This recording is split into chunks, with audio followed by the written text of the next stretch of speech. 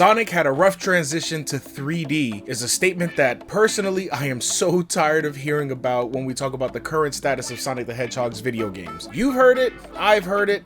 I think it'd be harder to find me a Sonic fan that hasn't heard it rather than someone who has. But not only do I think that generally that isn't objectively true, I think it has become a sort of nothing burger, a generalized statement to drop in with your criticism when you talk about the modern games. Now, make no mistake, I do think that there have been plenty of missteps in Sonic's career post-2000s era Sonic, but realistically, that's also been consistently true of his 2D outings throughout the 90s all the way up until Sonic Adventure and beyond. But I'm not here today specifically for the purpose of singing my praises of Sonic Adventure. Instead, I'm using it as a basis for the argument that since Sonic Frontiers recently dropped its latest DLC that has, for the first time since Sonic Unleashed, in a mainline 3D title, included more playable characters than multiple shades of Sonic, put a bit more effort into the conclusion of its story, which I will probably save a breakdown for on a separate video where I take a second pass at Frontiers and see how it stands now that it's at the end of its roadmap. I will instead talk in today's video about things I hope Sonic Team will continue to do moving forward when they make whatever comes next for everyone's favorite blue boy. Hey, yo, Giant, let's go!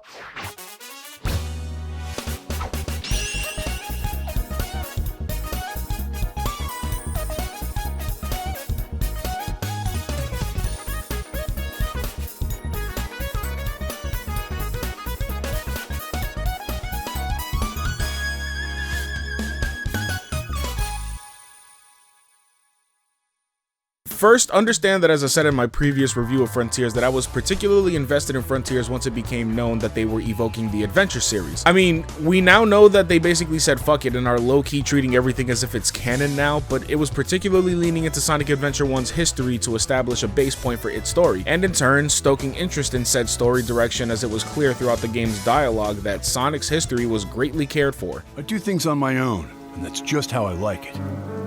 I don't need anyone else to get by. Sometimes, I wonder how things would be if I hadn't been given this responsibility. Why was I chosen for this duty? Perhaps it's karma. Thousands of years ago, my ancestors attempted to steal a power that wasn't theirs.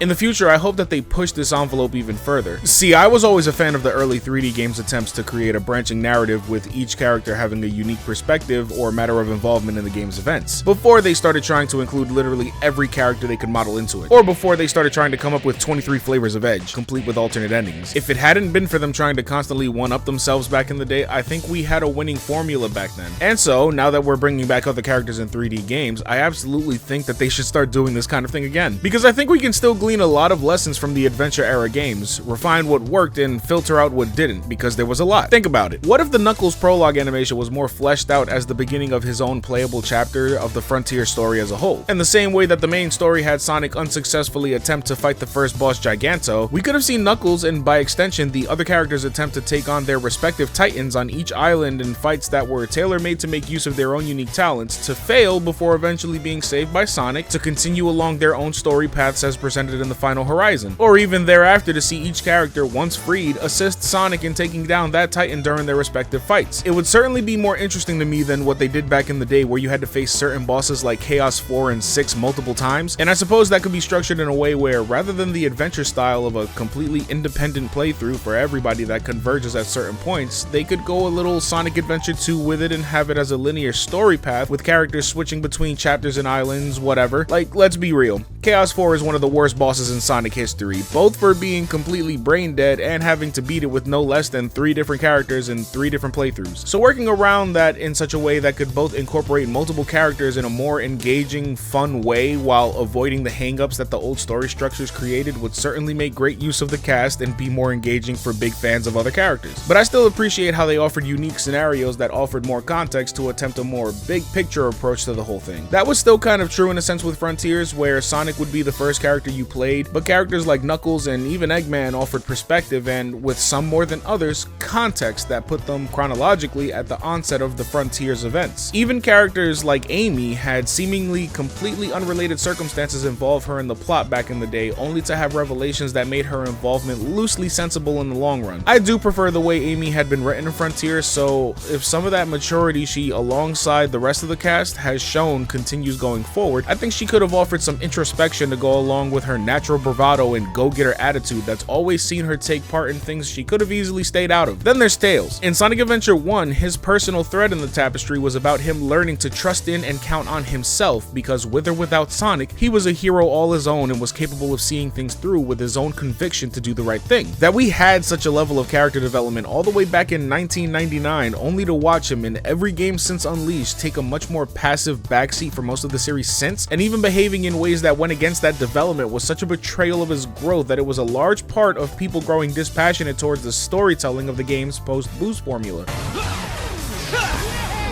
Is everyone okay? We are, thanks to you. Cutting it kind of close though, pal. So it was amazing when they didn't ignore that and addressed it via Tails himself, lamenting his ineffectual personality and actions as of late, only for Sonic to reassure him that he, and us by extension as an audience, still love this character and know him to be one of the most dependable characters in the whole series. Now that is all to say, I do not think Sonic Adventure is a perfect game, but often when I talk about some of my favorite games like Sonic Adventure, I do not often look at them as some flawless gem that stood the test of time, and more so how it changed the game at the time it was released. Sonic Adventure was a point where not only was it the much anticipated 3D debut of Sonic, but in my mind it was pretty much the first time they took telling a story in Sonic more serious, in the sense that it wasn't thrown together for a cartoon or relegated to a couple paragraphs in a game manual like so many other games did in the 90s when things were simpler, especially when it came to story, because in his early days all we knew about Sonic was that he was cool, blue, and filled with 90s attitude. Past that, there wasn't much that defined him outside of will fight egg-shaped guy that makes robots, and that he was flexible enough to fit into every form of media you could think of at the time. Games, cartoons, comics, advertising, more games, more cartoons, even movies that almost fumbled the bag but managed to save itself from flopping. All Sega knew was that if it was cool for kids, Sonic could be in it, and they could make a bag doing it. That was enough for a while. But eventually we got to a point where I feel like none of us understood what it was specifically that we liked about the Sonic franchise other than Sonic himself. To this day, I see people instantly hating every new thing Sega puts out, only for one of two things to happen. Either we continue to get new things that we don't like until we come back a few years later and start gaslighting ourselves into saying shit like, was Sonic in the Black Knight really that bad? Or we become that person who sits atop their moral high ground that's as high as a pothole in Jersey going, well, I like these games the whole time. And this constant wishy-washy nature of the fandom's mentality has somehow gotten to the point that none of us have any standards, it seems, arguing amongst ourselves while people on the outside stare at all of us going, why are these people fighting over a bunch of piles of garbage? And I've come to ignore so many facets of discussion around Sonic that my eyes low-key glaze over every time my cousin says, you platinum Sonic Forces, as a joke rebuttal whenever I talk in depth about any video game that isn't Sonic adjacent. It wasn't that hard, and I was bored that weekend, okay? And not in their defense, because I think it's their own damn fault, but I'd argue that Sega's higher up saw this too, and for a long time couldn't figure out what the fuck we wanted because we didn't even know. And once they got to the adventure era, even after they found out something was finally sticking to the wall, their mentality towards the franchise caused them to keep throwing stuff at the wall. More characters, multiple endings, guns, kissing princesses, genies and knights. The tonal whiplash with every other release was exhausting to me. And then they threw all the furniture in the attic, repainted the house, and said, yeah, we're minimalist now, by making every game follow the same Saturday morning cartoon shtick. And again, it worked for a while, you know? Yeah, we all meme on the werehog, but Unleashed was still fun in the daytime stages, right? That's why when they took that out, everything about Sonic Colors was praised for a long time. Then we got Generations, which was even better, but it was also clearly running a victory lap that we weren't really sure was deserved for a while. And when we started getting a little too comfortable again,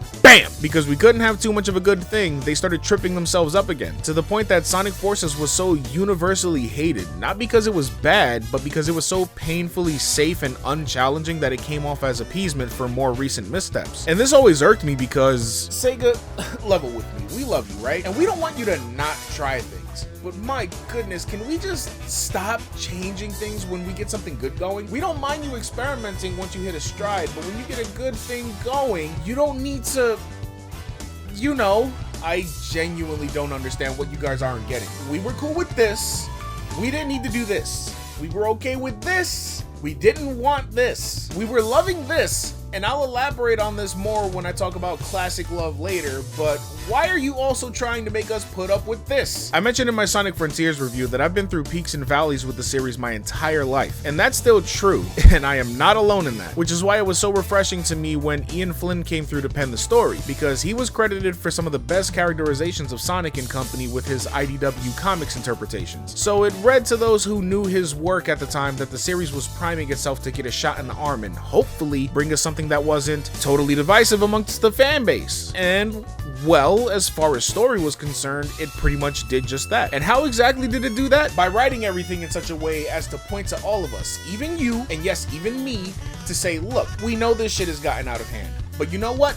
We're owning it. That is refreshing to me because it is acknowledgement. Yes, we know that this series is utterly ridiculous, but we also know that it is fun. And we know that it started as something for kids, but we know that much like our own characters, many of you have lived a whole life at this point. So much so that games like Sonic Mania were successful because many of us who lived with it have gone on to do wonderful things. So we were willing to work with you, and that we now have people writing and creating products that are beginning to hone in on what can make these games maintain consistency for once. I've long been a fan of how SEGA embraces its fans. We all know by now how Sonic Mania was created by a group of developers who are big Sonic fans who have done their own fan projects here and there, and how all of the amazing animations for the games and the now beloved movie designs these days come from a studio led by a guy, Tyson Hess, who used to make a Sonic shitpost comic. And the most recent game was penned by Ian Flynn, who I just mentioned, the guy that writes for the Sonic IDW comics that contain some of the best characterizations of those beloved characters that we've ever seen. And it has led to an age where we have finally found something that has been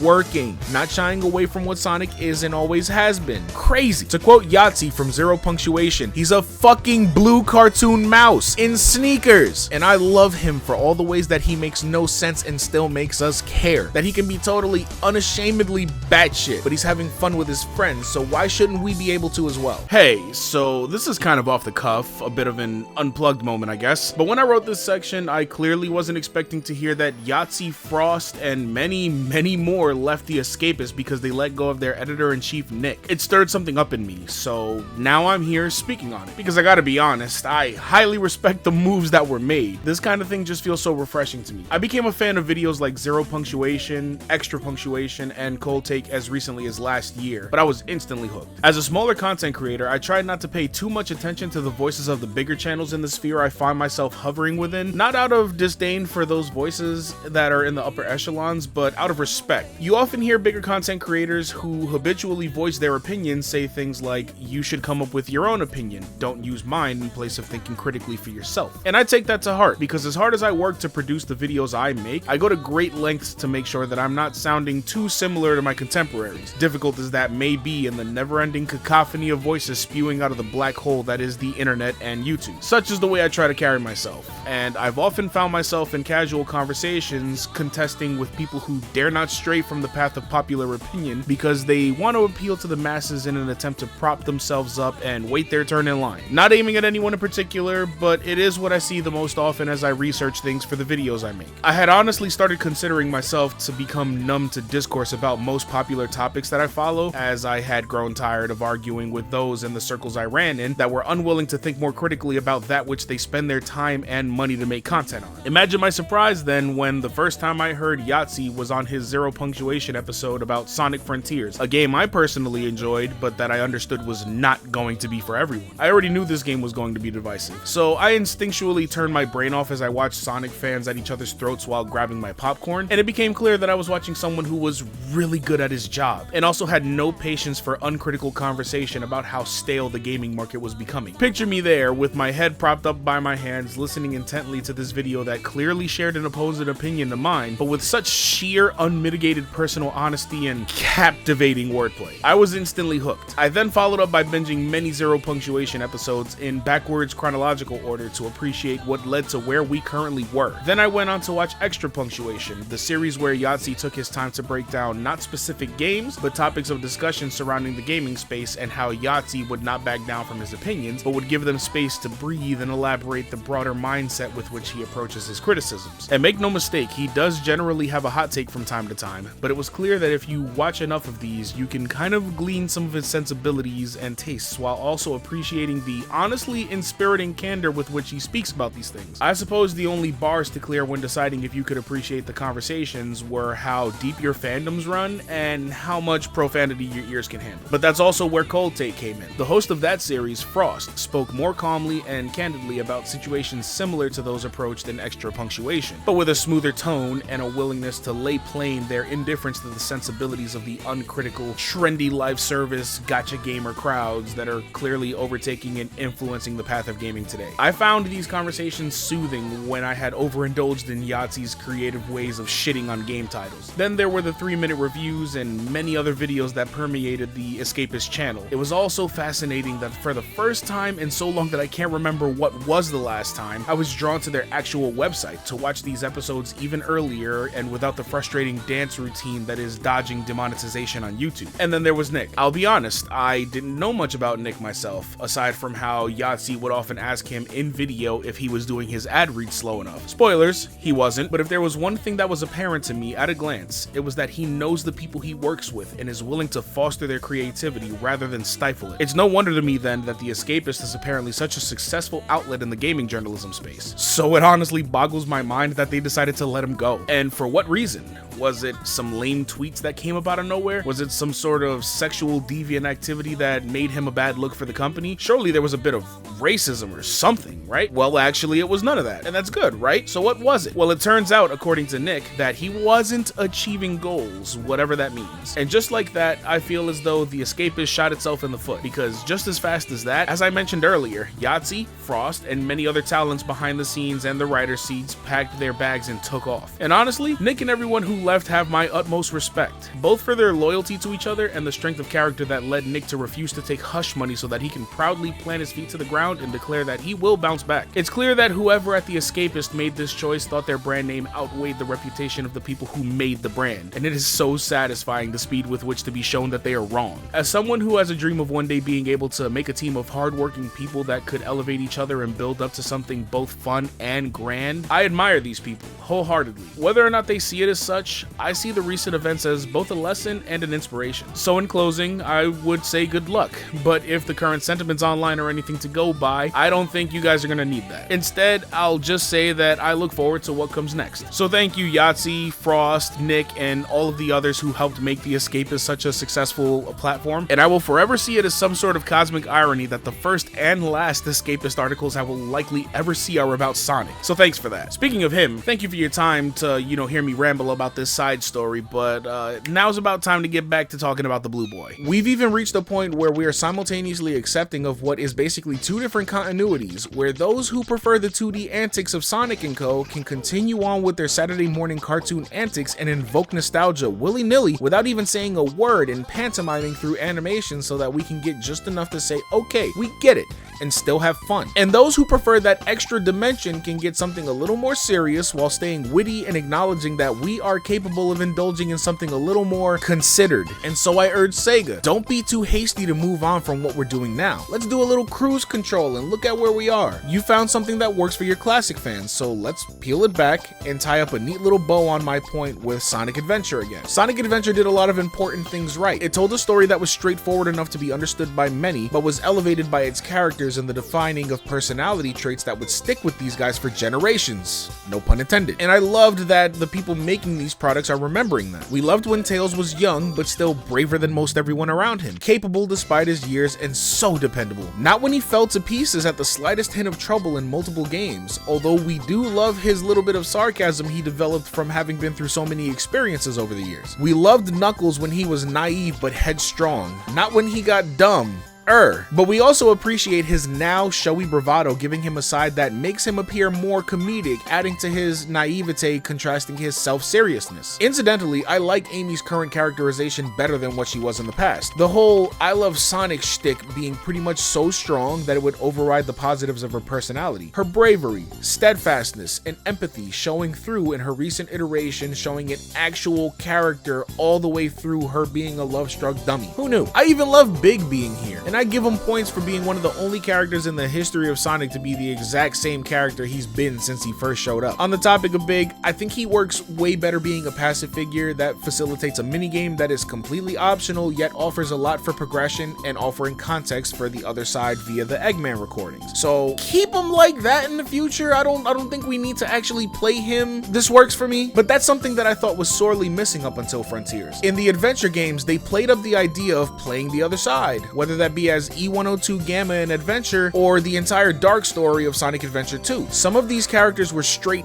evil, like Eggman himself, or others had morally gray motivations that aligned more closely with him. Some saw the error of their ways, like Shadow's 11th hour turn to the hero side in the final chapter, or how Gamma learned that his programming was far more than just following orders and learned to value freedom for not just him, but his sibling units before ultimately sacrificing himself for the sake of the animals trapped inside all of them. I think he's one of the best characters in Adventure 1, and I know I'm not alone, because the legacy of the E100 series robots has carried E123 Omega's reputation off of Gamma's memory alone. He died an unsung hero, only remembered by us who watched his final moments way back on the Dreamcast, or the DX port. These characters were always so good before things got weird in the mid-2000s, and I'm so glad we're referencing this stuff and bringing back the desirable traits within the series. I genuinely believe if we continue down this path and don't stray too far from the path, as I said in my Frontiers video, that we can move away from saying this is pretty good for a Sonic game and start saying this is a good game whenever we get whatever else comes out. And it shouldn't even be controversial to want that. Take what worked, redefine and build upon it. Naturally progress from the best of what was and pave the way forward. Stop nostalgia baiting to get us invested in these games and use what we already established to your benefit, the right way. Stop reusing old stages. Stop trying to redefine the franchise's tone and focus on the one we're getting back to now. Do these things and start incorporating the other characters without over-bloating the experience or trying to give every single Sonic character the same level of prevalence, and if you have to bring them in, do like you did in the murder of Sonic the Hedgehog and give them shorter roles in other games that can be used to comedic effect, or do more side projects like that so that they can still be present and fun. Just that. Don't try too hard and get all weird with it, and just embrace what you are. Fun. That's why this series is so near and dear to my heart, as well as so many others. I don't think it has to be hard. Don't overextend your efforts, but don't become complacent. We know what Sonic Team is capable of when they hit the highs. Focus on that, and if you lose sight of that, then maybe you should do what I did so many times before and re-experience the adventure for yourself. Now, I don't think a Sonic Adventure 3 is ever going to happen, but I think the spirit is still intact. All you gotta do is try to have a little fun with it,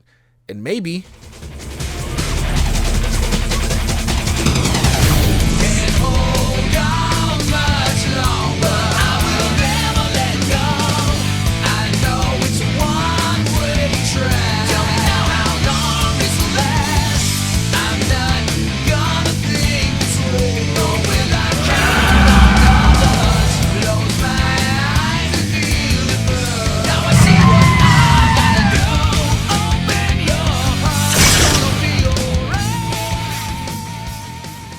And that's all the time I've got for today. Thank you for taking the time to listen to me ramble about the ways that my favorite blue boy can keep his stride now that we're bouncing back from yet another dip in his rep in recent years. If you feel the same, or even have more to add to it that I didn't hear, or even just straight up disagree with me, maybe leave a comment while I work on my next video. If I can stay on track, then the next time you see me, we'll be talking about Sonic Superstars. I've been working on this game in between streams, so you can keep an eye out for that. Also, I wanted to announce that I recently joined up with some friends of mine on a channel called Giant Bento, where we'll be posting group content, so maybe peep that channel and look out for some group shenanigans on Superstars.